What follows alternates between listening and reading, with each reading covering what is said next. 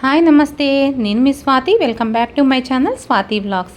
చూసారా అండి, మేమైతే మామిడికాయ పచ్చడి పట్టేసాము.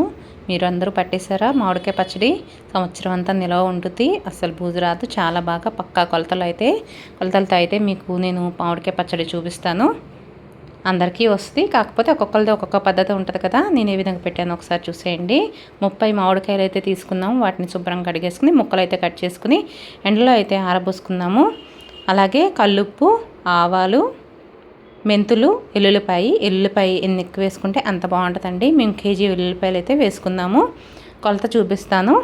ఒక బేసిన్ తీసుకున్నా, దాంట్లో ఒక పెద్ద గిన్నె మెజర్మెంట్ తీసుకోండి.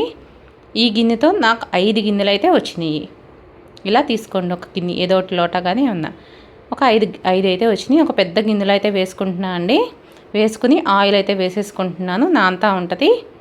ఇప్పుడు నేను ఆవపిండి అంతా కొంచెం బరగ్గా పట్టుకోవాలి ఆవపిండిని. అలాగే ఒక ప్యాకెట్ ఉప్పు అయితే పట్టింది.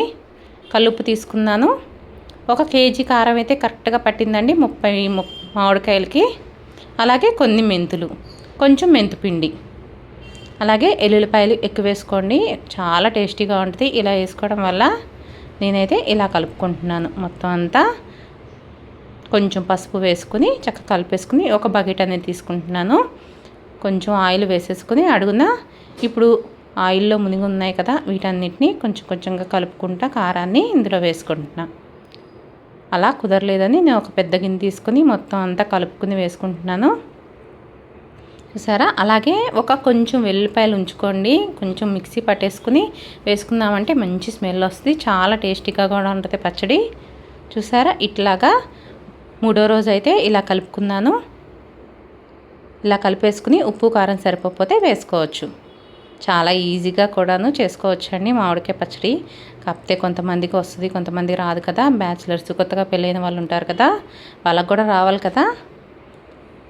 నాకు కొంచెం ఉప్పు అయితే మాకు తగ్గిందండి. మేము అందులోనే కల్లుప్పులోనే మేమైతే ఉప్పు కొంచెం తీసుకుని ఉంచుకున్నాం. ముందు కొంచెం కలుపుకుంటే మంచిది, ఎందుకంటే ఎక్కువైతే తీసుకోలేం కదా.